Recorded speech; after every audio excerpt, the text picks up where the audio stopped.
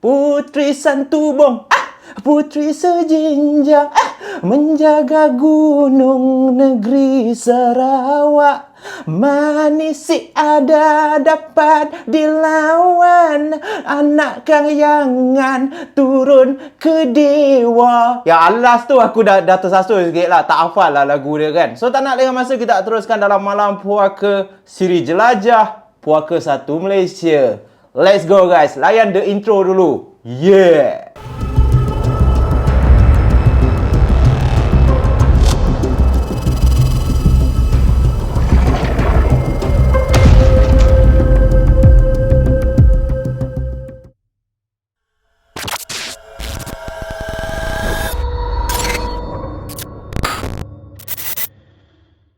Putri Santubong, putri sejinjang, menjaga gunung negeri Sarawak. Manis si ada dapat dilawan, anak dak dewa turun kayangan. Baru betul mat. Tadi awal-awal tadi yalah tak hafal kan. Lepas tu bila Zaf kaji balik, ayat last tu je yang salah. So malam ni kita dalam siri Jelajah 1 Malaysia, daripada Sabah kita pergi ke negeri bersebelahan Sabah sahaja, kita berada di Sarawak guys. Dan bila kita sebut pasal Sarawak ni, kita dah terbayang dah rumah-rumah panjang, suku-suku kaum yang terdapat dekat Sarawak dengan flora dan fauna. Selain daripada tu, makanan dekat Sarawak pun jangan dilupakan guys. Kalau korang pergi Sarawak, korang boleh perkena makanan yang sedap-sedap. Contohnya laksa Sarawak. Selain laksa Sarawak ni, ada lagi satu ni, mi kolok. Alamak, kalau pergi Sarawak tak kena mi kolok tu, baik tak payah pergilah, senang cerita. Lepas tu kita ada bubur pedas. Dikatakan bubur pedas ni, nama je bubur pedas,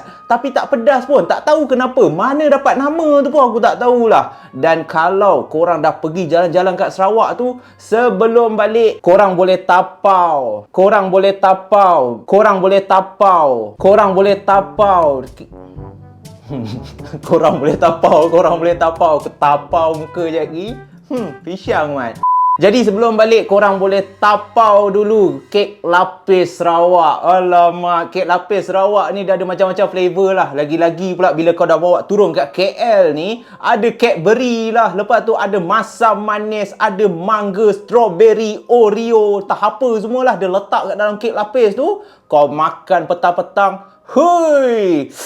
Oh, macam steam gum kan? Padahal terliur tu. Alamak. So tak nak lagi masa, aku nak teruskan berkongsi dengan korang kisah yang pertama. Pada masa tu dikatakan Dani baru sahaja berusia 13 tahun. Dan Dani ni ada seorang adik lelaki yang bernama Ikram, berusia 12 tahun. Jarak umur diorang setahun sahaja. Dan Dani ni tinggal bersama ibu bapa dia di rumah panjang di salah sebuah perkampungan yang terletak dekat area Sarawak. Jadi pada masa tu dikatakan Dani ni akan ikut bapa dia pergi memburu haiwan-haiwan liar untuk dijadikan hidangan makanan untuk keluarga dia orang. Terutamanya salah satu haiwan liar yang ahli keluarga ataupun bapa dia suka memburu adalah musang. Aku tak tahulah kan, tak pernah makan musang. Isi musang ni ataupun daging musang ni, Abang Zaf, dia manis-manis. Lagi-lagi pula kalau masak kicap, kau bayang, musang masak kicap mat. Oi, walaupun aku tak pernah makan,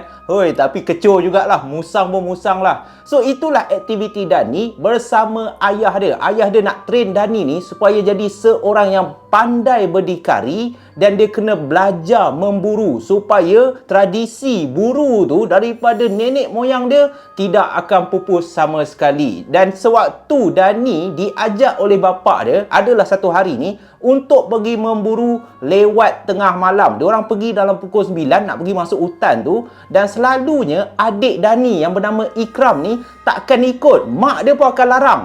Tetapi malam tu dikatakan ayah dia berkeras nak adik dia ni ikut, turut sama pergi memburu. Dan adik Dani ni jenis yang penakut. Mak Dani siap cakap dekat Dani ni, Dani, engkau jaga adik kau si Ikram ni. Ini pertama kali dia nak pergi memburu. Dia ni dah lah penakut. Mak takutlah apa-apa jadi. Lagi-lagi pula tengah malam macam ni kan. Tak tahulah apa gila ayah engkau tu. Tapi sebagai seorang abang, Dani ni yakinkan mak dia tak perlu risau. tau. Dia akan menjaga adik dia Ikram ni dengan penuh kasih sayang. Dia akan biarkan Ikram ni jalan di hadapan dia dan mata dia tak akan berganjak daripada menjaga keselamatan Ikram sepanjang diorang pergi memburu. So nak dipendekkan cerita, pada malam tu mereka bertiga ni pun masuklah ke dalam hutan dan sewaktu mereka pergi memburu telah berlaku satu kejadian yang Dani dan juga adik dia Ikram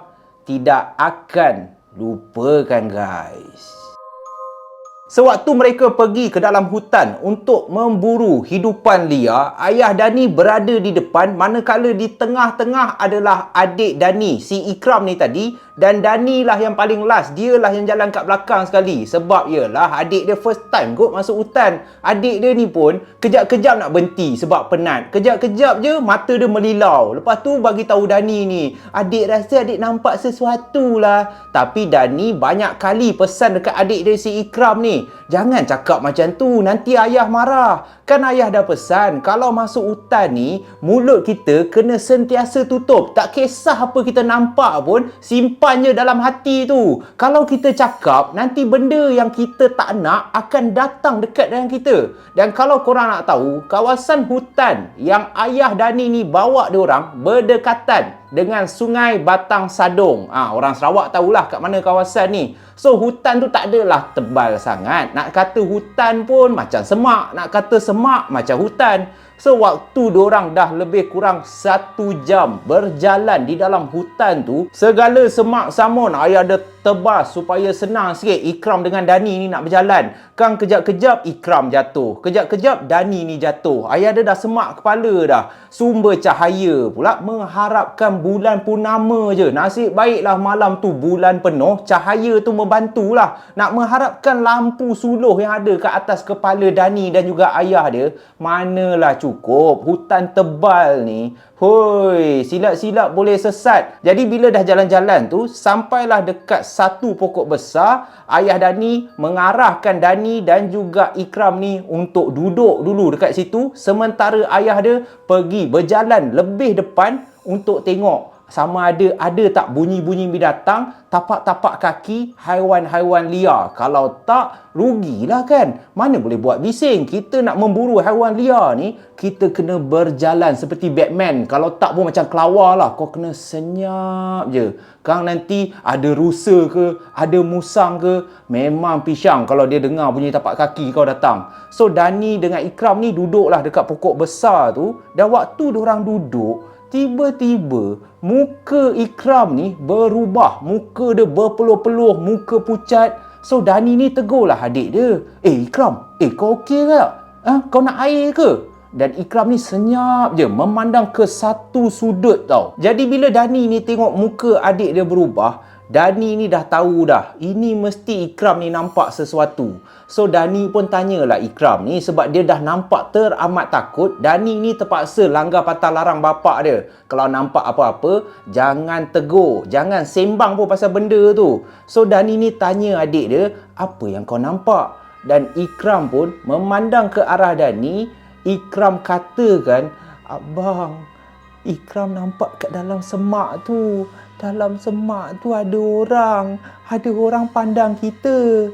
So bila adik dia cakap macam tu, Dani ni tengoklah ke arah semak di mana adik dia tunjuk ada orang tu. Dan bila Dani tengok lama-lama, Dani ni tiba-tiba meremang satu badan. Tetapi disebabkan tak nak takutkan adik dia, Dani pun cakaplah dekat Ikram, itu ranting kayu lah. Dalam hutan ni memanglah macam tu. Mata kita ni kadang-kadang kita akan nampak benda tu seolah-olah orang. Padahal pokok je. Ikram, janganlah risau sangat. Kan nanti ayah marah lah. Barulah adik dia tenang sikit. Muka dah tak pucat. Nafas pun dah tak ada tercungap-cungap sangat.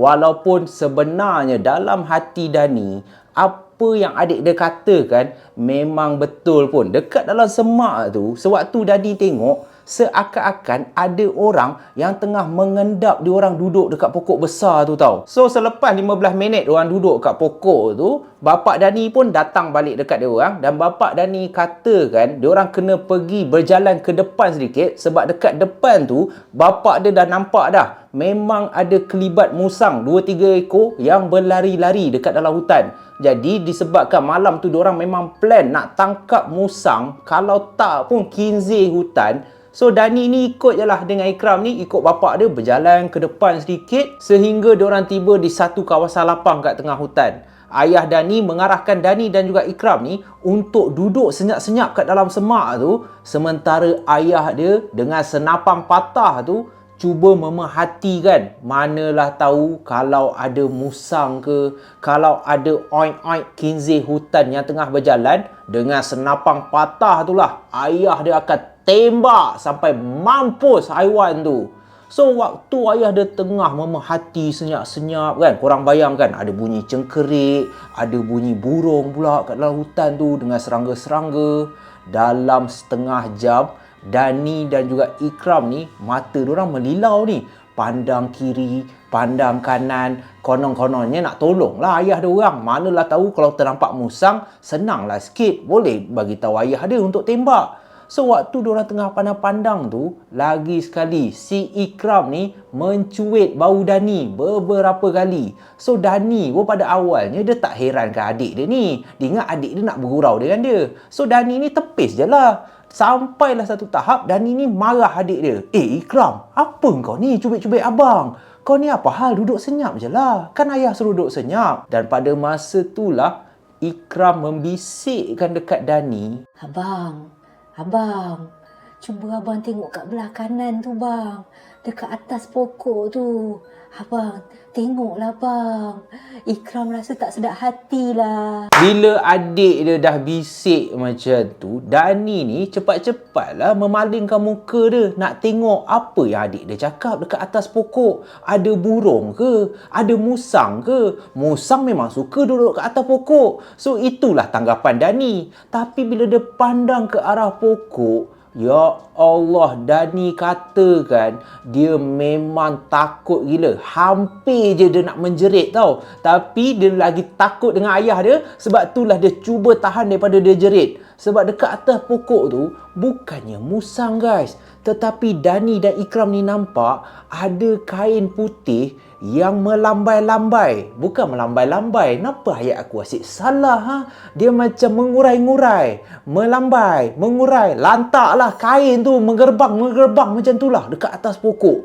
So bila Dani nampak, Dani pun memandanglah Ikram. Ikram ni pandang Dani. So Ikram bagi tahu abang dia ni, abang, bagilah tahu ayah. Bagilah tahu ayah. Kan nanti benda tu ikut kita lah.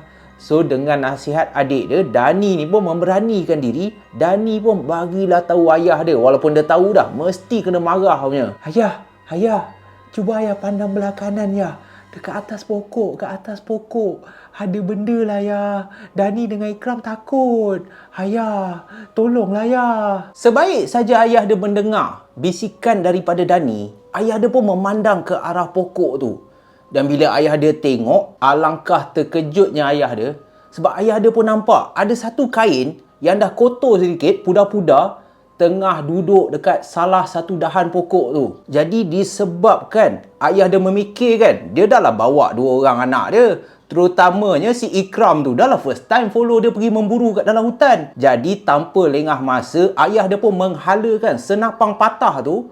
Dia nak tembak kain putih tu. Tetapi belum sempat dia nak tembak, kain putih yang duduk kat atas pokok tu tiba-tiba bergerak, terbang ke dahan lagi satu. Jadi apabila Dani dan juga Ikram nampak kain putih tu terbang, mereka berdua lagilah menggigil. Ayah Dani ni cuba juga untuk menghalakan senapang dia ke arah kain tu. Dan pada masa ni lah sesuatu yang teramat menakutkan berlaku. Kain tu seakan-akan terus terbang daripada satu pokok ke satu pokok ke satu pokok. Seolah-olah lembaga tu pusing, terbang pusing mengelilingi diorang. Ayat aku pun dah tersatu dah.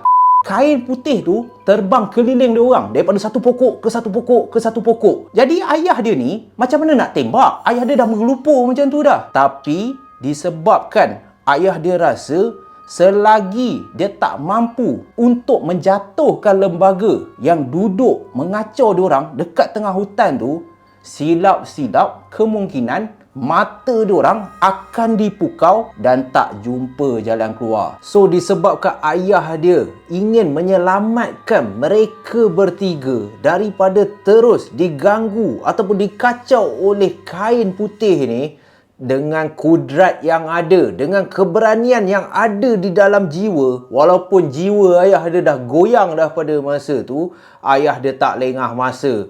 Ayah dia terus mengeluarkan parang yang ada, lalu dengan beraninya ayah dia cuba juga sedaya upaya kejar makhluk tu. Bila nampak je kain putih tu terbang daripada satu dahan ke satu dahan ke satu dahan, ayah dia pun cuba libas, serap, melompat-lompat ayah dia. Dani dan juga Ikram ni tengok je gelagat ayah dia. Dalam hati mereka berdua dah teramat takut, dah teramat kecut dah.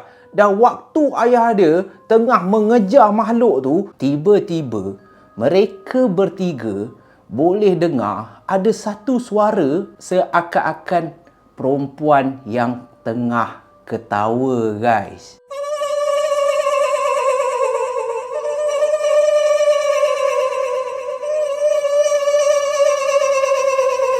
Bila mereka dengar je suara perempuan tu ketawa kat tengah-tengah hutan, si Ikram ni tadi dah terkencing terus dekat situ. Ikram ni terus menangis dan bagi tahu abang dia Dani. Abang, apa ni bang? Ikram nak balik, Ikram nak balik. Dan Dani pun tanpa lengah masa terus memeluk adik dia untuk tenangkan adik dia yang sedang dalam ketakutan ni. Sebaik sahaja hilai tawa tu kedengaran, ayah dia pun untuk kali yang kedua, disebabkan ayah dia dah cuba dah menggunakan parang kejar lembaga putih tu, tapi tak dapat-dapat sebab lembaga ni terbang dengan begitu laju. Ayah dia pun tak ada pilihan lain. Tak lengah masa, ayah dia masukkan 2 butir peluru dekat senapang tu, dan dengan sasaran yang begitu tepat, yang begitu fokus, ayah dia pun cuba juga tembak makhluk tu.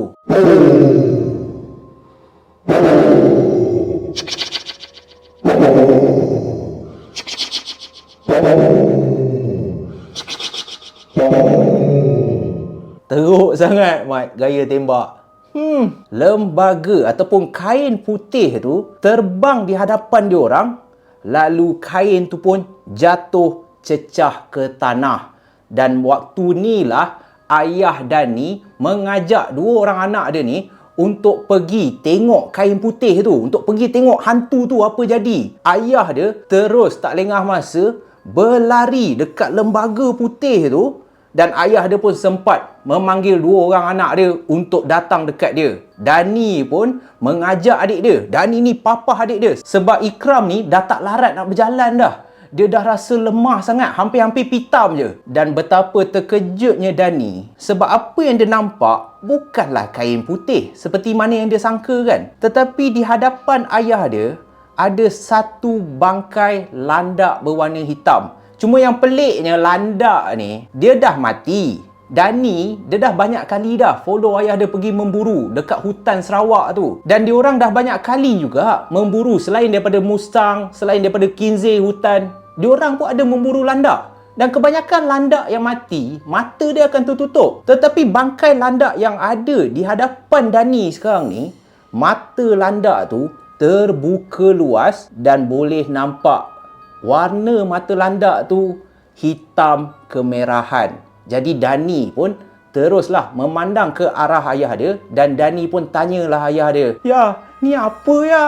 Ayah, kenapa landak ni macam ni?" Lalu ayah dia tanpa lengah masa mencapai bangkai landak tu, dan dengan menggunakan parang, ayah dia pun memotong kepala landak tu, memisahkan kepala dengan badan. Dan kepala tu ayah dia simpan dekat dalam karung yang dia bawa tau. So Dani ni lagilah pelik. Dani ni pun tanyalah ayah dia. Ayah, takkan ambil kepala je? Mana kenyang? Ambillah badan sekali. Dan ayah dia pun cakaplah dekat Dani. Dani, senyap Dani.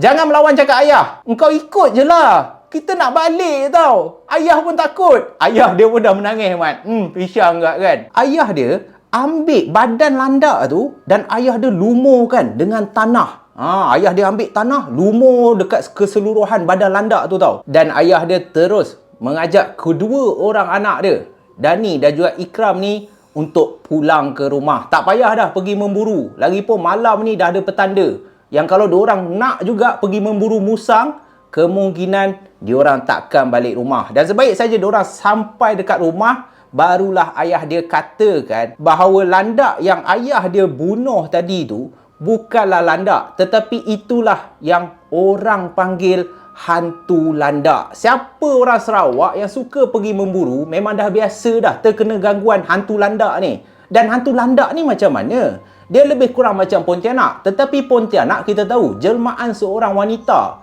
Pontianak akan memakai baju putih yang lusuh dengan muka yang hodoh, rambut yang cukup panjang. Tetapi hantu landak ni, dia hanya ada kain saja. Kain tu berupa macam orang dan mengikut petua orang yang suka masuk hutan, apabila engkau dah ternampak hantu landak ni, engkau kena baling batu dan kalau kau ada senapang pun, engkau kena tembak. Itu je cara untuk kau bunuh hantu landak ni. Dan kau tak boleh biar je landak tu, walaupun kau dah tahu, dah mati dah landak ni.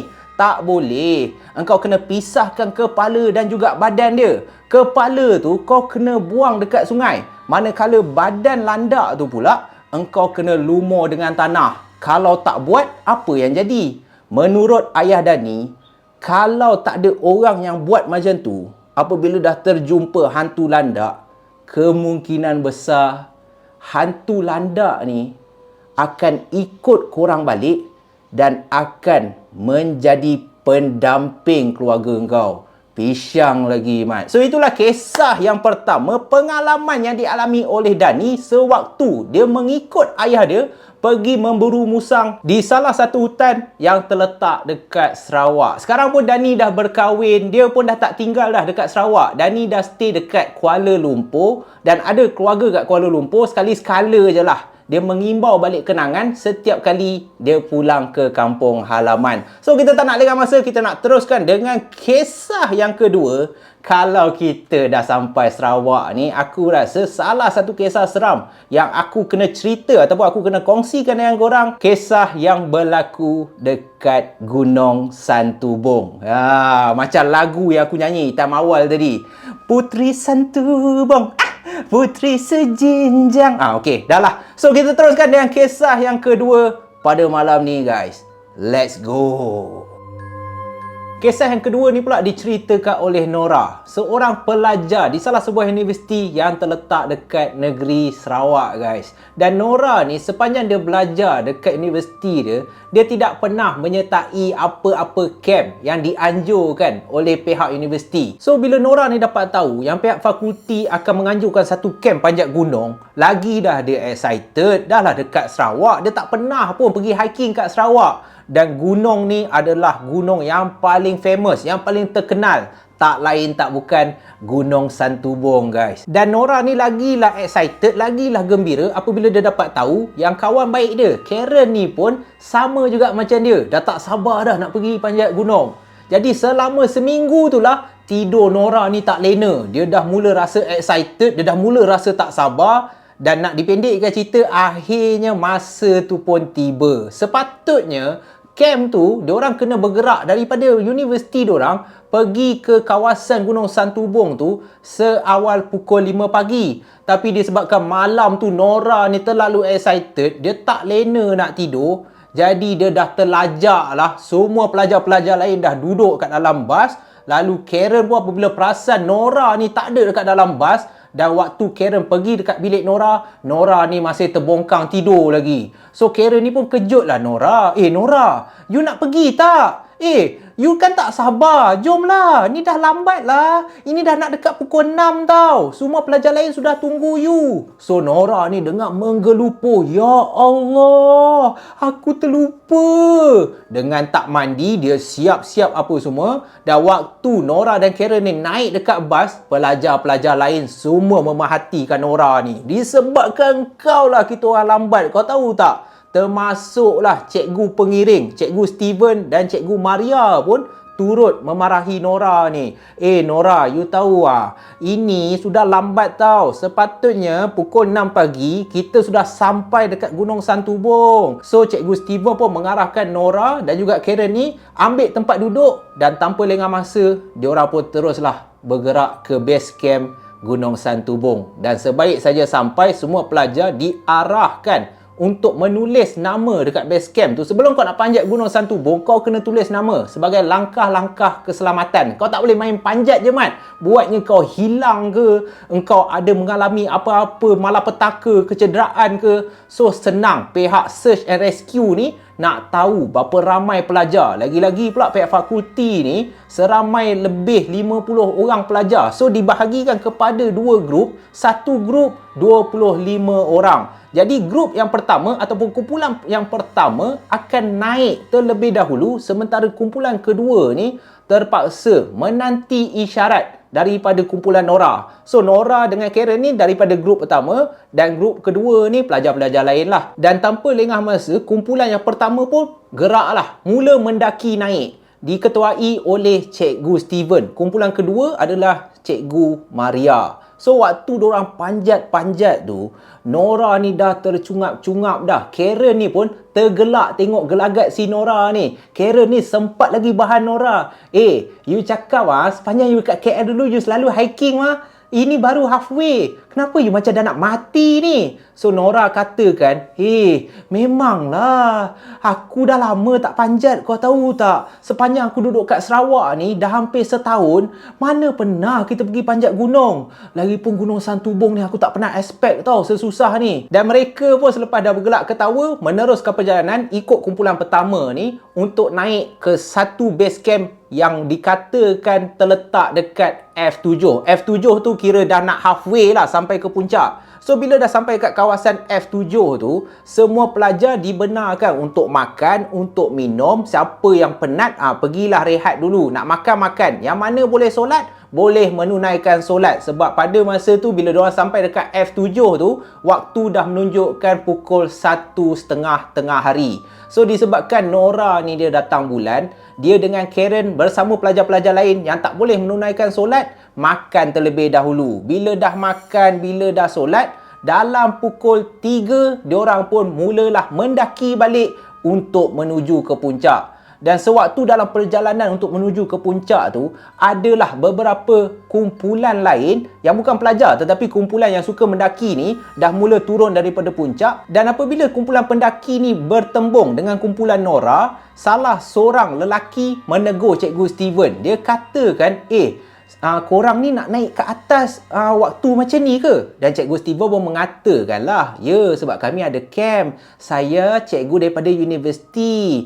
Budak-budak ni kena naik sampai puncak. Ini pun baru kumpulan pertama. Kumpulan kedua belum naik lagi. Dan apabila lelaki ni dengar cikgu Steven cakap macam tu, dia pun menasihatilah cikgu Steven. Dia cakap, kalau you nak naik boleh, tapi you bawa pelajar-pelajar you kena hati-hati sikit tau. Sebab sepatutnya ini pun dah kira lambat dah. Siapa yang ada kat puncak sekarang ni, semua nak turun bawah. Kira you ni yang paling lambat. Saya takut bila you sampai puncak nanti, dah pukul 6. 6 dah gelap tau. Lalu cikgu Steven pun mengambil nasihat, tetapi nak tak nak, diorang kena juga pergi ke puncak. Selagi diorang tak sampai puncak, kumpulan kedua tidak akan bergerak menuju ke F7. Dan Alhamdulillah, lepas diorang dah sampai ke puncak, kumpulan kedua pun memulakanlah perjalanan diorang untuk naik ke base camp yang terletak kat F7 ni tadi.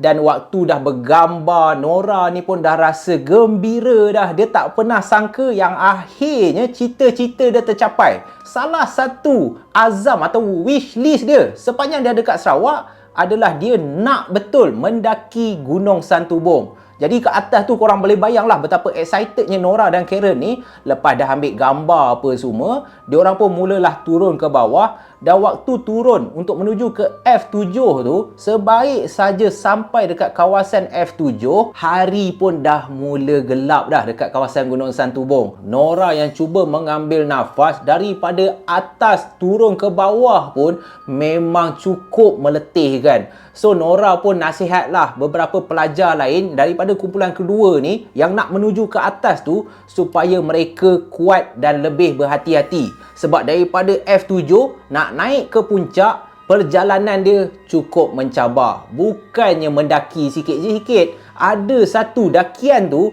90 darjah engkau kena naik tangga yang diperbuat daripada tali tu. So kalau mana yang tak tahan, yang mana yang tak nak naik ke puncak, baiklah buat keputusan dekat F7 tu. Sebelum kau menyesal sampai puncak nanti, barulah kau rasa letih, kau rasa penat. Dah macam mana? Tak pisang. Selepas mereka semua dah merehatkan diri dekat kawasan F7 tu, kumpulan pertama, kumpulan Nora mula meneruskan perjalanan untuk turun daripada Gunung Santubong. Cikgu Steven dah cakap dekat Cikgu Maria sama ada diorang perlu ke naik sampai ke puncak. Bila tengok jam pun dah menunjukkan pukul 8 malam, dah terlalu gelap dah. Kemungkinan bahaya untuk budak-budak ni. Tetapi disebabkan ramai di antara pelajar-pelajar universiti tu yang excited, lagi gelap, lagi mencabar, lagilah diorang suka. Jadi nak tak nak, terpaksalah Cikgu Maria ni bawa pelajar-pelajar ni sampai juga ke puncak Gunung Santubong. So berpisahlah dua kumpulan dan sebaik sahaja Nora dan juga kumpulan dia sampai di bawah, Cikgu Steven mengarahkan kumpulan Nora ni semua pelajar duduk sahaja dekat dalam bas, manakala Cikgu Steven akan duduk dekat base camp bawah tu menantikan kumpulan kedua untuk turun balik. So Nora pun yang dah kepenatan, Karen pun muka dah macam beruk mak ye, diorang pun masuk dekat dalam bas. Semua pelajar tu dah memang penat dah. Bawa 5 botol air mineral, semua jenis air dah habis. So waktu diorang duduk-duduk kat dalam bas tu, tiba-tiba Nora ditegur oleh pemandu bas. Abang bas ni kata kan, "Dek, awak ni daripada kumpulan ke berapa ni? Pertama ke kedua? Kumpulan kedua tak turun lagi ke?" Dan Nora pun katakan kumpulan kedua baru sahaja sampai kat puncak. Kemungkinan lagi sejam, lagi 2 jam barulah diorang sampai kat bawah. So raut wajah pemandu bas ni dah mula berubah dah. Dia terus katakan kepada Nora, sepanjang abang bawa, tak kisahlah macam korang ni pelajar-pelajar ke, kalau tak pun orang yang nak panjat Gunung Santubong, tak pernah lagi tau bila dah gelap macam ni ada lagi orang kat puncak. Korang ni betul-betul bahayalah. Kalau apa-apa jadi nanti, siapa yang nak bertanggungjawab? So selepas abang tu dah ceramah Nora pun dah bernanah telinga. Apa hal nak marah dia pula? Dia ikut je, nak marah-marah lah Cikgu Steven tu. So brother bas ni pun meminta izin turun daripada bas tu, kononnya nak isap okok. So Nora ni pun malas nak layan, dia pun rehat lah.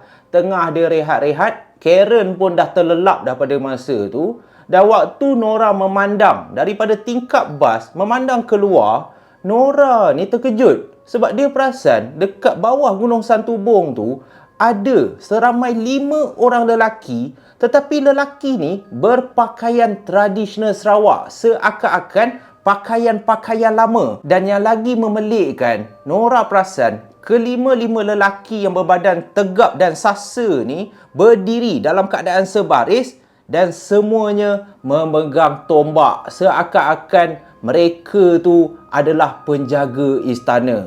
So dalam keadaan yang berdebar, Nora pun apabila dah nampak 5 lelaki yang berdiri dalam keadaan sebaris ni memandang ke arah bas yang dia tengah duduk tu, Nora kejutkan Karen. Dan sebaik saja Karen bangun dengan muka yang sembab, Karen pun tanyalah Nora ni, "Apa hal yang kau kejut aku?" Dan Nora pun bisikkan dekat Karen, Karen, cuba kau tengok dekat tingkap bas ni, dekat luar tu.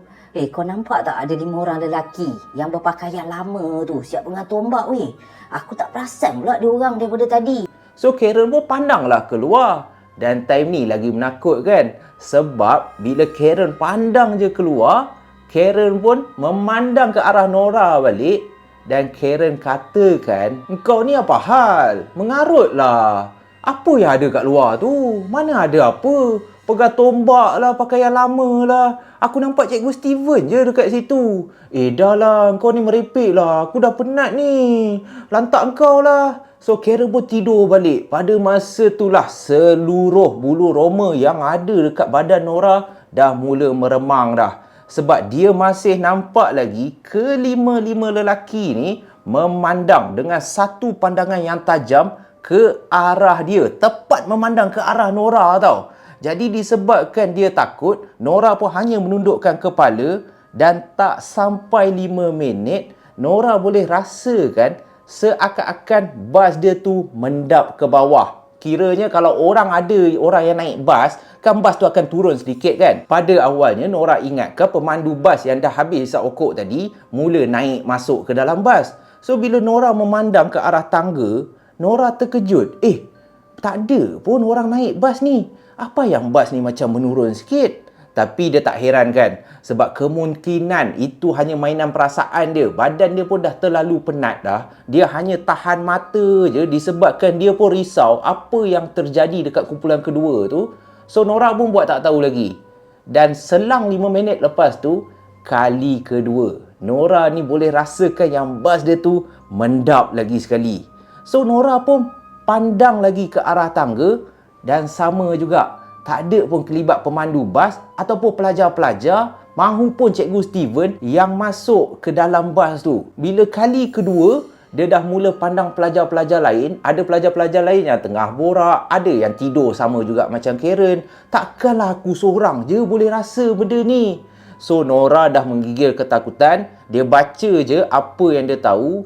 Dan kali ketiga, dia rasa lagi sekali seakan-akan ada orang yang sedang naik dekat dalam bas tu. Dengan perasaan takut yang teramat sangat, Nora ni pun memandang ke arah tangga secara perlahan dan dia pun nampak pemandu bas dan Cikgu Steven mula masuk dekat dalam bas. Jadi dia pun menarik nafas lega tau. Dia pun rasa, Alhamdulillah, kali ni bas mendap sebab Cikgu Steven dengan pemandu bas naik. Kalau aku nampak benda lain, meremangnya lah. Dan Nora pun baru teringat 5 lelaki tadi. Dia pandang lagi sekali dan 5 lelaki tu masih berdiri dekat situ memegang tombak memandang tepat ke arah dia. Dan pada masa ni lah Cikgu Steven terus buat satu pengumuman. Hello, semua yang tidur bangun. Sekarang ni tolong saya tak ada main-main hari ni. Ada tak antara korang semua ambil apa-apa barang waktu kita pergi panjat gunung tadi? Kalau ada, tolong pulang balik. Sebab sekarang ni, sebabkan kamu buat benda tak elok, kamu kemungkinan ada ambil barang. Kumpulan kedua sudah stuck ke atas tu. Diorang dah lama tau, sepatutnya sudah sampai. Tapi orang gunung ni bagi tahu yang kemungkinan diorang sesat. Ada tak korang ambil? Baik mengaku sebelum cikgu yang cek. Apabila Nora dengar sahaja Cikgu Steven cakap macam tu, dia dah tahu dah kemungkinan kumpulan kedua ada masalah disebabkan pelajar-pelajar ni salah seorang diorang mesti buat benda tak elok, mesti ambil benda yang tak tahu apa, bawa masuk ke dalam bas tu. Sewaktu Nora memandang pelajar-pelajar lain yang duduk kat belakang ni, ada seorang pelajar perempuan yang bangun daripada tempat duduk dia dan membawa satu botol air mineral yang kosong. Dan dia pun kasih Cikgu Steven air mineral tu. Dan bila Cikgu Steven tengok, dalam botol air mineral yang kosong tu adanya bunga matahari. So Cikgu Steven pun tanyalah pelajar perempuan ni, "Ini apa ni? Mana kamu dapat ni? Bunga matahari ni mana kamu dapat?"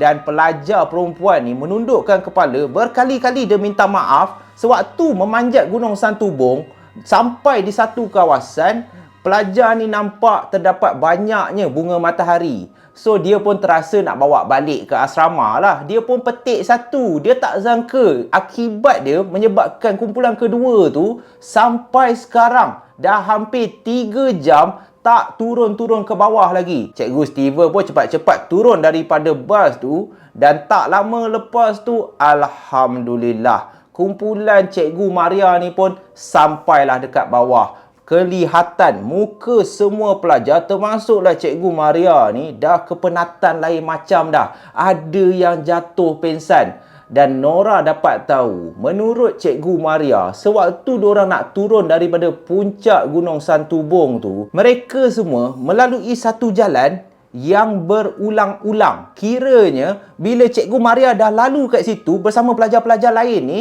apabila lebih setengah jam, diorang dapati, diorang berada di kawasan yang sama. Seolah-olah diorang buat satu pusingan sahaja tau. So, Cikgu Maria, pelajar lain, sewaktu kat atas tu ada yang dah menangis. Ada ke yang diorang buat salah apa semua? Dan rupa-rupanya, bukan kumpulan Cikgu Maria yang buat salah. Pelajar seorang ni pergi selamba badak je, takkanlah kau tak tahu common sense. Kalau kau pergi tempat-tempat umpama Gunung Santubong, kalau tak pun tempat-tempat hutan ke apa, engkau mana boleh selamba petik, ambil je barang suka hati kau. Kemungkinan apa yang Nora nampak, 5 orang yang memegang tombak tu merupakan penjaga Gunung Santubong. Sebab lepas pelajar perempuan tu pulangkan balik, bunga matahari yang dia rembat tu, Nora memandang ke arah luar tingkap bas dan 5 pengawal yang dikatakan berbadan sasa, berpakaian seakan-akan penjaga istana yang lama, terus gaib daripada pandangan. Pada masa tu, barulah Nora faham kenapa kelima-lima lelaki yang berpakaian lama tu memandang ke arah bas dia. Disebabkan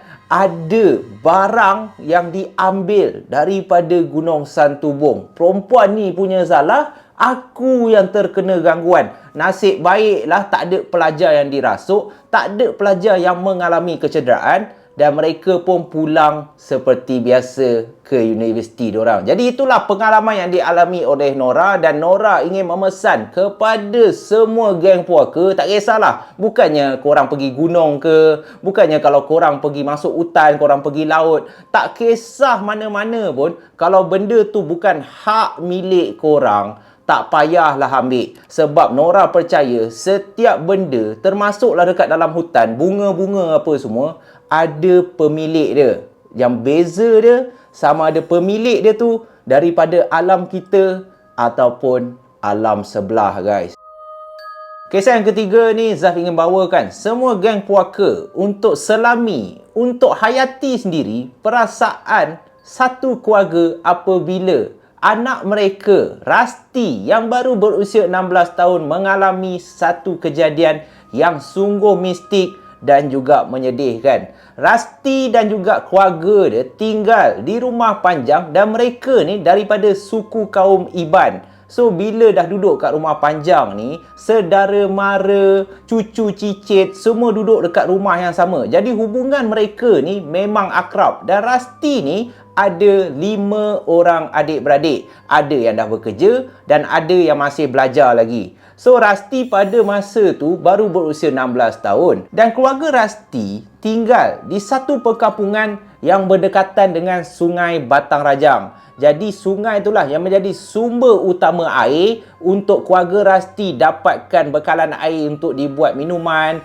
untuk cuci pinggan mangkuk, cuci pakaian, lepas tu mandi pun dekat area sungai itu juga. So dah terbiasa dengan area sungai. Macam yang kita tahu, sungai kat Sarawak ni kebanyakannya ada buaya. Memang cukup terkenal lah dengan buaya-buaya ni duduk kat tepi-tepi sungai tu. Dah berapa banyak dah kes orang kena faham. Tetapi disebabkan mereka dah tinggal lama dekat situ, so diorang tak adalah perasaan takut tu dah. Kalau nak mandi kat sungai tu, bagi diorang kalau ternampak buaya tak ada hal lah. Selagi kau tak kacau buaya tu takkan kacau kau. So adalah satu petang ni, Rasti pergilah ke area muara sungai dekat jeti tu untuk dia mandi. Tapi disebabkan semalamnya hujan lebat, so paras air sungai tu dah naik sedikit. Air sungai tu pun dah agak deras tau. Jadi Rasti hanya mandi dekat area jeti tu je. Tengah Rasti ni mandi-mandi, lepas dia dah bersihkan badan apa semua, dia pun nak bergerak lah pulang ke rumah yang mengambil masa jarak perjalanan dalam 10 minit je. Memang dekat gila. Dan waktu dia berjalan tu, tiba-tiba Rasti ni terjumpa satu cincin emas. So Rasti ni ambil lah cincin tu tanpa memikirkan sebarang akibat yang dia akan hadap. Waktu dia ambil dalam otak Rasti ni, kemungkinan ini ahli keluarga aku punya. Kalau tak pun saudara mara aku. So Rasti pun ambil cincin tu, dia pun berjalan. Dan waktu dia nak pulang tu, dia sempatlah sarungkan cincin tu kat jari dia. Tetapi yang peliknya, selepas Rasti sarungkan cincin emas tu, bila sampai dekat rumah, Rasti nak keluarkan balik cincin tu seakan-akan mengecil. Memang tak boleh keluar. Guna sabun, guna air. Rasti ni tarik sedaya upaya nak keluarkan cincin tu, tak boleh-boleh. Jadi apa pilihan yang dia ada? Rasti ni pun pergilah mengadu dekat mak dia. Sebaik saja mak Rasti tengok jari anak dia tu bersarung cincin emas yang Rasti jumpa berdekatan dengan area muara sungai, mak dia secara tiba-tiba menangis. Mak dia terus terduduk menangis. Sakan ni menangis. Rasti, apa yang kamu buat ni Rasti?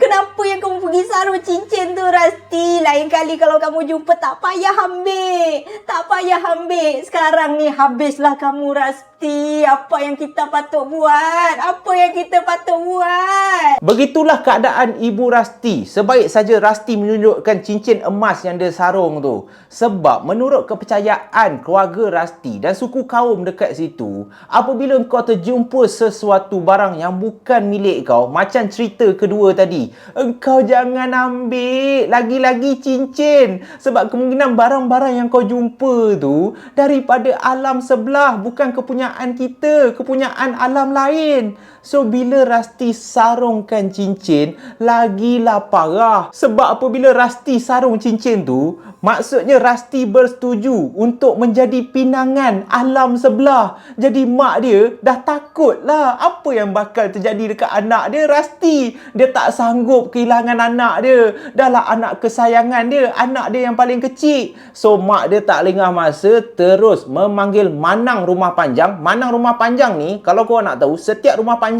dia ada manang dia yang tersendiri. Dan manang ni kalau kata kita adalah bomoh lah. So mak dia pun berjumpalah manang ni, minta pandangan, minta pertolongan manang ni.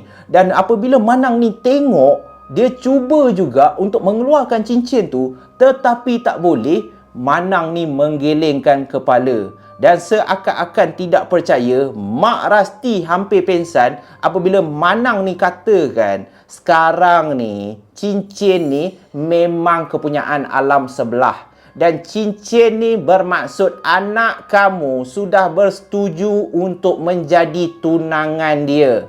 Dan ini bukan sebarang cincin, sebab ianya adalah kepunyaan Bunsu Baya. Bunsu Baya tu apa pula? Mesti korang jamnya cerita ni. Alamak, Bunsu Baya apa? Bunsu Baya adalah buaya jadian, guys.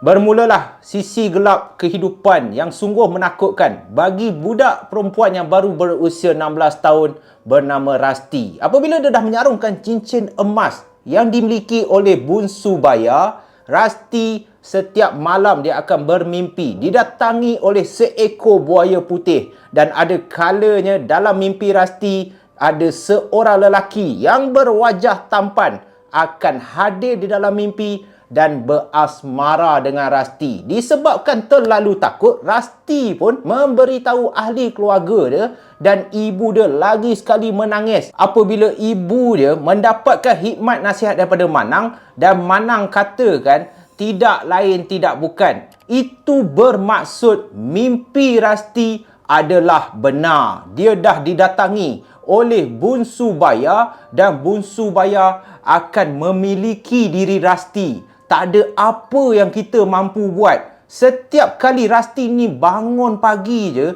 di sekeliling katil Rasti akan adanya pasir-pasir halus yang tak tahu datang daripada mana.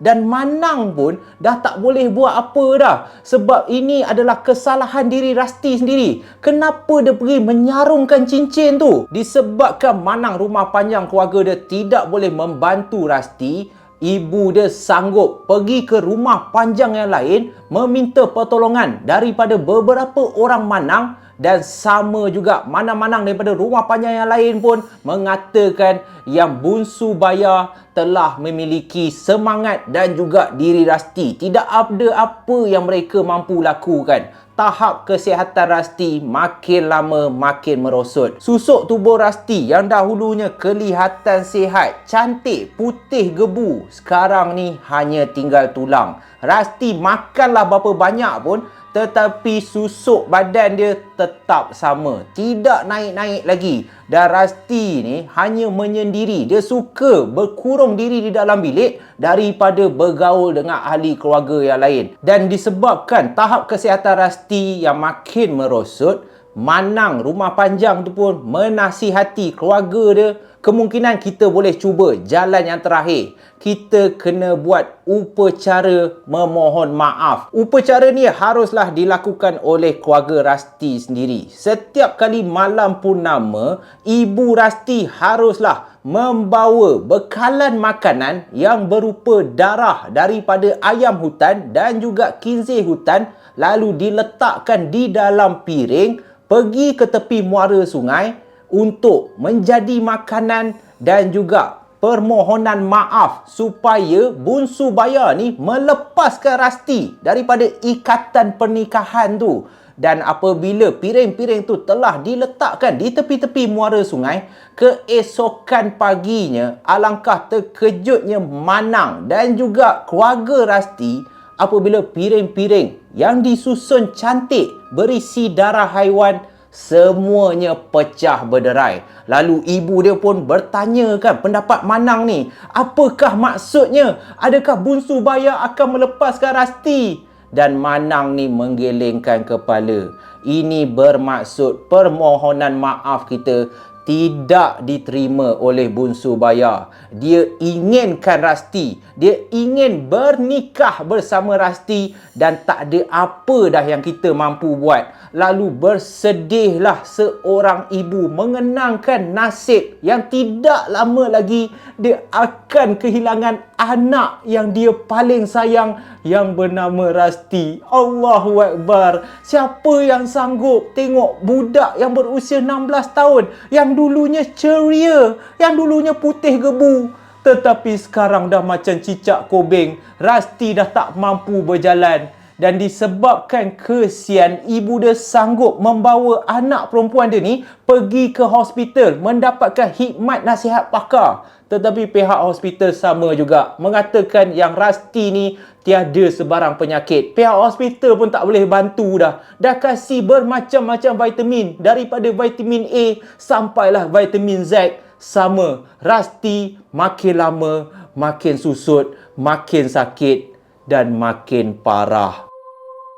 Kesengsaraan yang dihadapi oleh Rasti tidak terhenti di situ. Walaupun kesihatan Rasti sudah semakin merosot, tetapi kelakuan Rasti makin lama makin pelik dan juga menakutkan seluruh ahli keluarga dia. Boleh dikatakan sejak daripada Rasti bermimpi buaya putih, lepas tu mimpi berjumpa seorang lelaki yang tampan, berasmara dengan dia dalam mimpi, Rasti setiap malam akan mencakar-cakar pintu bilik dia, sehinggakan pintu bilik dia tu ada kesan-kesan cakaran daripada kuku-kuku Rasti. Rasti punya kuku ni dah berdarah-darah dah, seperti seekor buaya. Dan bukan sekadar mencakar bilik, kalau ibu dia tidak membenarkan Rasti keluar daripada bilik itu, Rasti akan berbunyi, Rasti akan merangkak seperti seekor buaya, menghempas beberapa kali menggunakan kepala ke arah pintu tu sehingga kepala Rasti berdarah-darah. Keadaan Rasti makin lama makin teruk. Ibu dia dah kering air mata dah. Dah tak tahu dah apa nak buat. Semua Manang dah tak boleh tolong dah. Macam mana cara diorang untuk menyembuhkan Rasti? Sudah menemui jalan buntu. Dan adalah satu malam sewaktu ibu dia tidur bersebelahan dengan Rasti untuk menjaga anak kesayangan dia, ibu dia bermimpi. Dalam mimpi ibu dia, Rasti datang bersama seorang lelaki tampan mengenakan busana ataupun pakaian pengantin, dan dalam mimpi tu Rasti kelihatan tersenyum. Lalu Rasti katakan kepada ibu dia, Wahai ibuku, terima kasih kerana engkau menjagaku bagai menatang minyak yang penuh. Engkaulah yang memberi aku kehidupan. Engkaulah yang membesarkan aku dengan penuh kasih sayang dan juga harapan. Tetapi ketahuilah wahai ibuku, aku bukan lagi milikmu. Aku telah menjadi tunangan kepada Bungsu Baya. Dan Bungsu Baya adalah orang yang baik. Dia akan menjaga Rasti seperti mana ibu menyayangi Rasti. disebabkan terkejut dengan mimpi yang cukup pelik dialami oleh ibu dia pun terjaga daripada tidur. Dia terus memandang anak perempuan dia. Berkali-kali dia cuba kejutkan Rasti. Tetapi akhirnya ibu dia terpaksa akur. Ibu dia terpaksa pasrah kerana Rasti telah meninggalkan keluarga dia. Rasti telah meninggal dunia. Tubuh Rasti sudah tidak bernyawa. Dengan kesedihan yang teramat sangat, berita itu pun disampaikanlah kepada seluruh ahli keluarga dan juga rumah-rumah panjang yang lain. Dan berkerumunlah orang datang untuk melihat mendiang Rasti yang apabila dia meninggal dunia, tubuh dia yang penuh dengan kesan lebam, kurus kering, tiba-tiba berubah menjadi cantik berseri. Lalu mendiang Rasti pun, tubuh Rasti dibaringkan di tuai rumah panjang supaya penduduk-penduduk, jiran-jiran tetangga, sanak saudara boleh memberi penghormatan yang terakhir. Itulah adat ataupun tradisi orang Sarawak. Dan ibu dia telah memanggil seorang tukang sabak daripada rumah panjang untuk menangis, untuk tangisi pemergian Rasti. Apa tugas tukang sabak ni? Siapa tukang sabak? Semua orang boleh jadi ke? Tak boleh guys. Orang yang menjadi tukang sabak ni haruslah mempunyai hubungan yang rapat, yang pernah berhubung dengan alam roh ataupun alam dewa. Barulah dia boleh jadi tukang sabak. Dan tugas tukang sabak dikatakan dia haruslah duduk di sebelah mendiang Rasti dan sepanjang malam tanpa rehat. Tukang sabak ni akan menangis, tetapi bukan menangis biasa-biasa. Tangisan yang dikeluarkan oleh tukang sabak merupakan syair-syair, merupakan irama-irama yang sungguh merdu.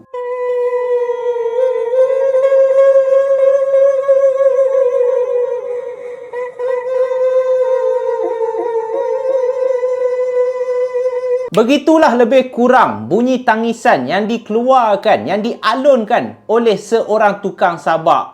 Dan selepas hampir 3 hari tukang sabak ni menangis di sebelah mendiang Rasti, ibu dia mendapat satu mimpi. Dalam mimpi tu, ibu Rasti didatangi oleh seekor buaya putih. Dan di tepi buaya putih tu ada seorang jejaka yang tampan yang dikenali sebagai Bungsu Baya. Bungsu Baya ni katakan, Wahai ibuku, janganlah engkau bersedih.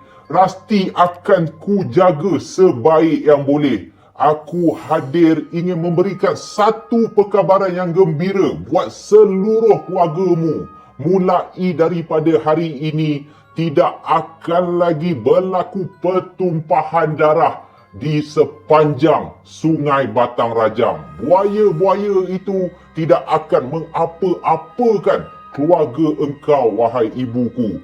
Dan bergembiralah kerana aku akan menghadiahkan satu kemewahan, satu kemasyhuran yang tidak disangka-sangka. Wahai ibuku, engkau potonglah kuku Rasti dan engkau simpanlah. Aku berjanji bahawa kesenangan akhirnya akan engkau miliki. Ibu Rasti terjaga daripada tidur dalam keadaan yang berpeluh-peluh selepas dia bermimpi berjumpa dengan Bungsu Baya. Dan disebabkan dia percaya dengan Bungsu Baya ni akan menjaga Rasti, dia mengikut segala pesanan yang telah disampaikan. Ibu Rasti pun pergi ke mendiang anak dia. Dia pun terus memotong semua kuku Rasti. Dan sebaik saja kuku Rasti telah dipotong, kuku-kuku tu secara ajaibnya berubah menjadi batu-batu yang halus. Lalu batu-batu yang halus itulah disimpan oleh Ibu Rasti. Dan sejak daripada tu memang benar guys, kebun yang diusahakan oleh ibu dia, buah-buah, tanaman-tanaman, semuanya subur-subur. Ibu dia boleh jual di pasar dekat rumah panjang tu. Dan semua adik-beradik Rasti yang bekerja, semua dapat kenaikan pangkat, dapat kenaikan gaji. Yang masih belajar SPM, semuanya mendapat straight A, 9A, 12A, 21A. Memang semuanya berubah dalam sekelip mata. Memang betul apa yang dikatakan oleh Bungsu Baya tu. Dan sejak daripada hari tu, keluarga Rasti gembira balik, tersenyum riang. Setiap malam purnama, kedua ibu bapa Rasti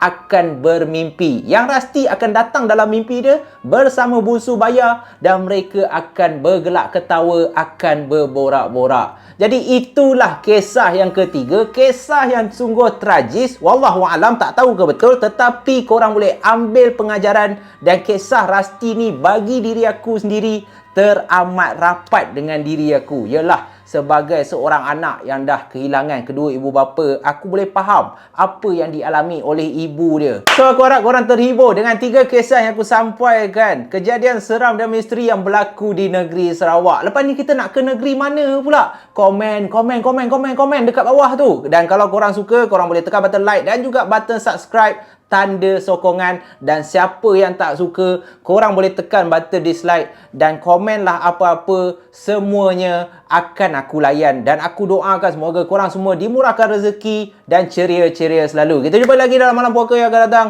Stay safe, stay healthy guys. Muah. Putri Santubong, putri sejinjang, menjaga gunung negeri Sarawak. Manis si ada dapat dilawan, anak dak dewa turun kayangan. Tiba.